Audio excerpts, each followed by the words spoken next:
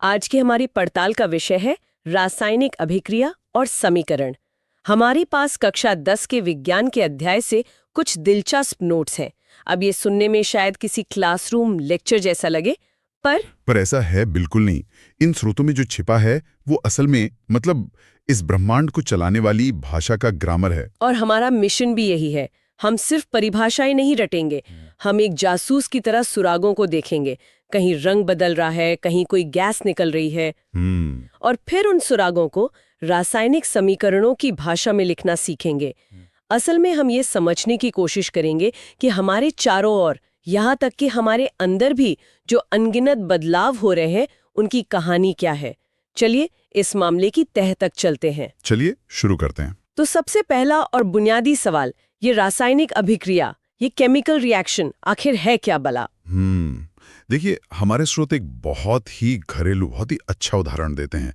दूध से दही का बनना। हाँ, दोनों चीजें बिल्कुल अलग हैं। एक तरल है, दूसरा गाढ़ा, स्वाद एकदम जुदा। यहाँ कुछ तो बदला है, और ये सिर्फ भौतिक बदलाव तो नहीं है। और ये दही वाला उदाहरण बहुत दिलचस्प है, क्योंकि हम अक्सर केमिस्ट्री को लैब में टेस्ट ट्यूब के साथ जोड़कर देखते हैं, पर ये तो एक जैविक रासायनिक अभिक्रिया है। बिल्कुल, यहाँ काम बैक्टीरिया कर रहे हैं। ये साबित करता है कि रसायन शास्त्र सिर्फ लैब में नहीं, बल्कि जीवन का इंजन है। और इसी बदलाव के दो मुख्य किरदार होते हैं, जैसा हमारे नोट्स में बताया गया है, अभिकारक और प्रतिफल। अभिकारक यानी वो जो कहानी की शुरुआत में थे, और प्रतिफल मतलब कहानी का अंजाम। बिल्कुल सही। अभिकारक वो हैं जो अभिक्रिया में हिस्सा लेते हैं, जैसे हमारा दूध, और प्रतिफल वो नया पदार्थ है जो बनता है, यानी दही। ये समझना इसलिए जरूरी है क्योंकि इसी से हमें पता चलता है कि असल में बदलाव क्या हुआ है। ठीक है, तो हमें पता है कि बदलाव होता है, पर यहाँ से बात और दिलचस्प हो जाती है। हमें पता कैसे चलता है कि कोई रासायनिक अभिक्रिया हुई है? बिना माइक्रोस्कोप के हम कैसे कह सकते हैं कि यहाँ परमाणुओं के स्तर पर कोई हंगामा मचा है? कह सकते हैं, क्योंकि प्रकृति हमें कुछ सुराग देती है, कुछ इशारे करती है। अच्छा, जैसे कोई फिंगरप्रिंट्स? हाँ, इन्हें आप अभिक्रिया के फिंगरप्रिंट्स कह सकते हैं। ये वो बाहरी संकेत हैं जो हमें बताते हैं कि अंदर आणविक स्तर पर कुछ बहुत बड़ा हो रहा है। पुराने बंधन टूट रहे हैं और नए बन रहे हैं। तो पहला सुराग है गैस का निकलना। जैसे स्रोतों में बताया गया है कि जिंक के टुकड़ों पर एसिड डालने से बुलबुले उठने लगते हैं। हाँ, वो हाइड्रोजन गैस के बुलबुले हैं जो चिल्ला चिल्ला कर कह रहे हैं कि यहाँ एक रिएक्शन हो रहा है। सही बात है। दूसरा है अवक्षेप का बनना। ये शब्द सुनने में भारी लगता है, पर इसका मतलब बस इतना है कि दो तरल पदार्थों को मिलाने पर अचानक एक ठोस चीज बन जाए जो नीचे बैठ जाती है। हाँ, किसी जादू जैसा लगता है। बिल्कुल, आपने दो साफ तरल मिलाए और अचानक एक रंगीन पाउडर बन गया। तीसरा सुराग, जो शायद सबसे आम है, रंग में बदलाव। लोहे पर जंग लगने से उसका रंग भूरा हो जाता है। ये तो हम रोज देखते हैं। और चौथा है तापमान में बदलाव।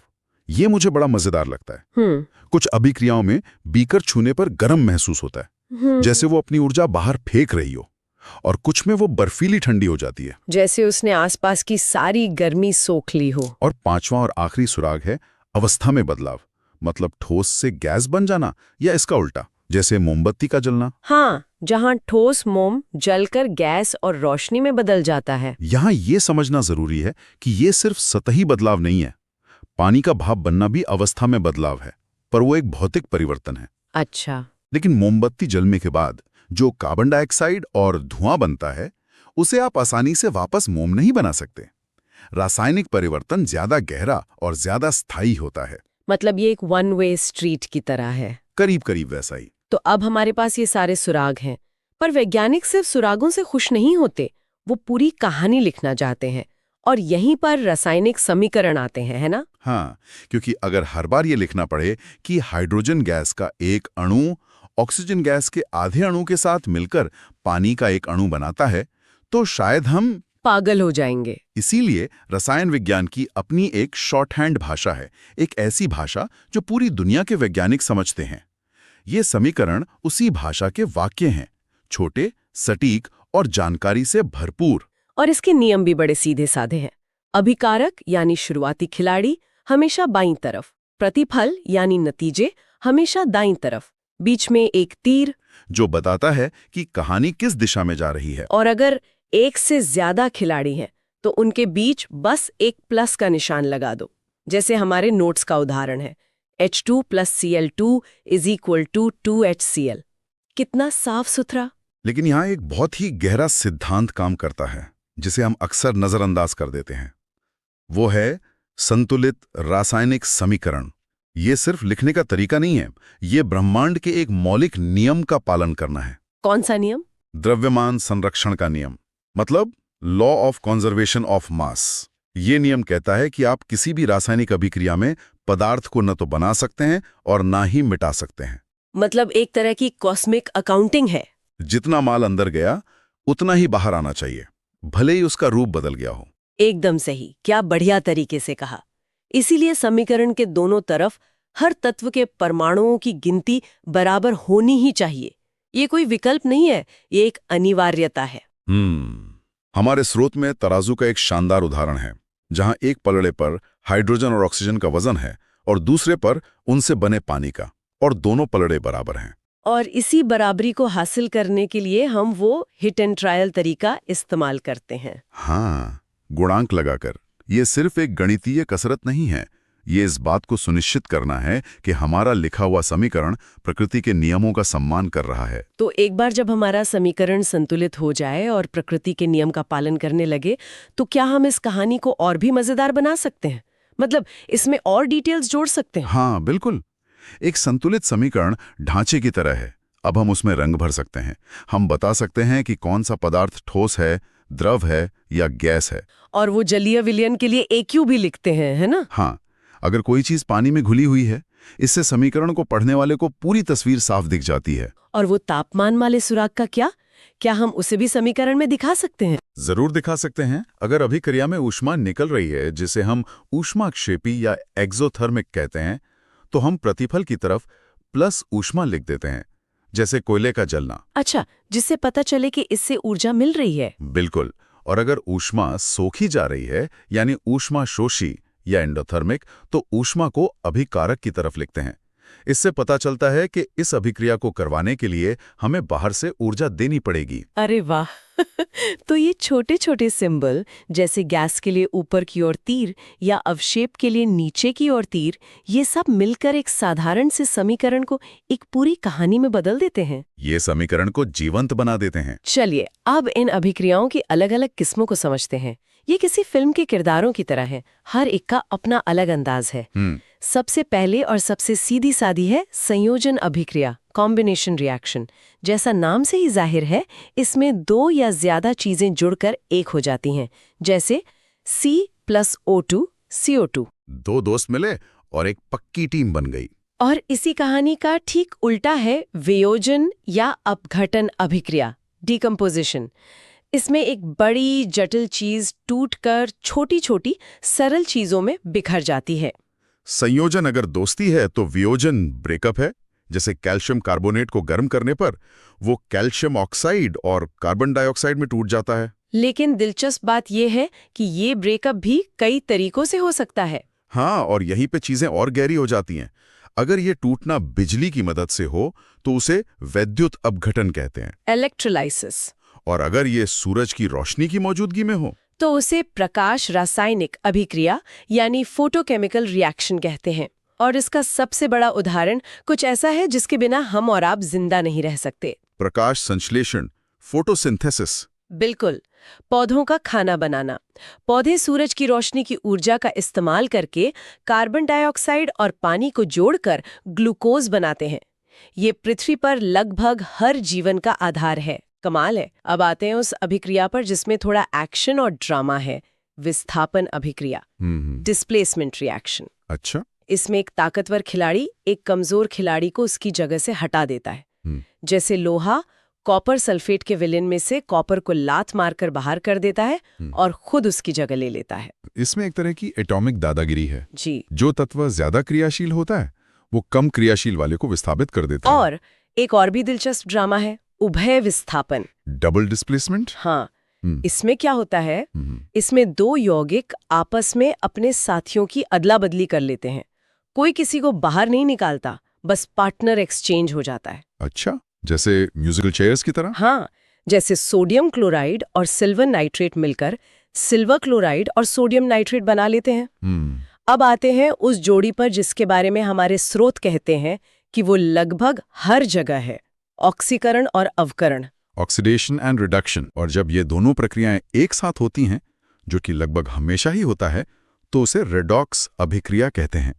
Redox reaction. और ये कोई किताबी कॉन्सेप्ट नहीं है ना? बिल्कुल नहीं।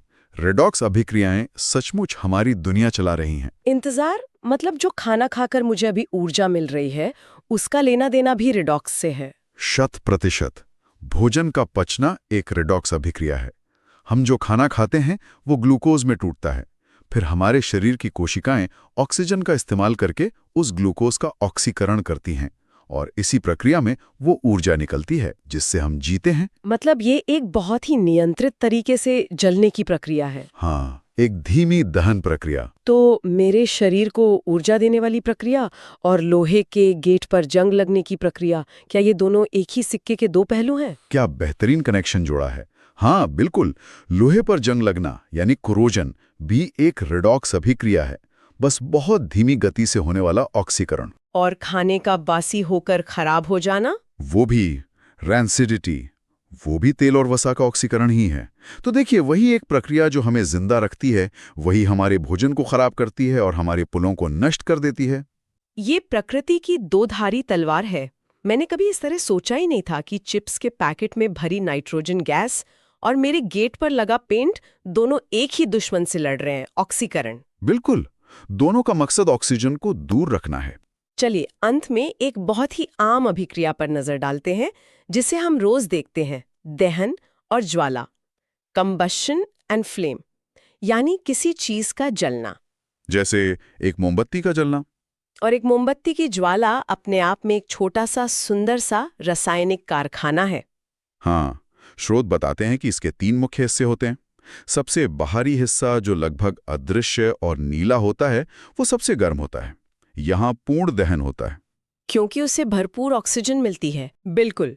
बीच का पीला और चमकीला हिस्सा, जिसे हम असल में लौ समझते हैं, वहाँ अपूर्ण दहन होता है। और सबसे अंदर बत्ती के पास का काला हिस्सा सबसे ठंडा होता है। और इसी दहन के सिद्धांत का सबसे बेहतरीन व्यवहारिक इस्तेमाल हम अपनी रसोई में करते हैं। एलपीजी, द्रवीभूत पेट्रोलियम गैस। हाँ, जो मुख्य रूप से ब्यूटेन है। इसका सबसे बड़ा गुण ये है कि ये बिना धुआं किए जलती है और बहुत सारी ऊष्मा देती है, जिससे हमारा खाना जल्दी पक जाता है। और सुरक्षा का भी पूरा इंतजाम है। स्रोत बताते हैं कि एलपीजी की अपनी कोई गंध नहीं होती। अगर ये लीक होने लगे तो पता ही नहीं चलेगा। तो इसमें जानबूझकर एक बहुत तीखी गंध वाला केमिकल मिलाया जाता है, एथिल मरकैप्टन। तो वो जो गैस की गंध हम पहचानते हैं, वो असल में गैस की नहीं बल्कि इस लाइफ सेविंग परफ्यूम की होती है। ये इंजीनियरिंग और रसायन विज्ञान का एक शानदार संगम है, जहां खतरे को एक सरल रासायनिक समाधान से टाल दिया गया। तो इस सब का निचोड़ क्या है? हमने एक साधारण से सवाल से शुरू किया था कि रासायनिक अभिक्रिया क्या है, और अब हम देख रहे हैं कि वही सिद्धांत हमारे पाचन तंत्र से लेकर पुलों पर लगने वाले जंग से लेकर हमारी रसोई में जलने वाली आग तक हर चीज को नियंत्रित कर रहे हैं। ये सच में ब्रह्मांड की भाषा है, जो खामोशी से हमारे चारों ओर अपनी कहानी कह रही है। आज की इस चर्चा के बाद सोचने के लिए एक बात छोड़कर जाता हूँ। हमारे स्रोतों ने हमें अभिक्रियाओं के अलग अलग प्रकार बताए, संयोजन, वियोजन, विस्थापन, रेडॉक्स। लेकिन क्या ये अभिक्रियाएं असल में इतनी सीधी सादी और अकेली होती हैं? आपका मतलब? हमने प्रकाश संश्लेषण का उदाहरण लिया। कागज पर हम उसे एक सरल समीकरण लिख देते हैं, पर हकीकत में ये एक अभिक्रिया नहीं, बल्कि दर्जनों छोटी छोटी एक दूसरे से जुड़ी हुई रेडॉक्स अभिक्रियाओं की एक जटिल श्रृंखला है, एक असेंबली लाइन की तरह। अरे वाह! तो सोचने वाली बात यह है कि हमारे आसपास ऐसी और कौन सी रोजमर्रा की प्रक्रियाएं हैं जो हमें तो बहुत सरल दिखती हैं, पर असल में हमारी नजरों से छिपी हुई जटिल रासायनिक श्रृंखलाएं हैं।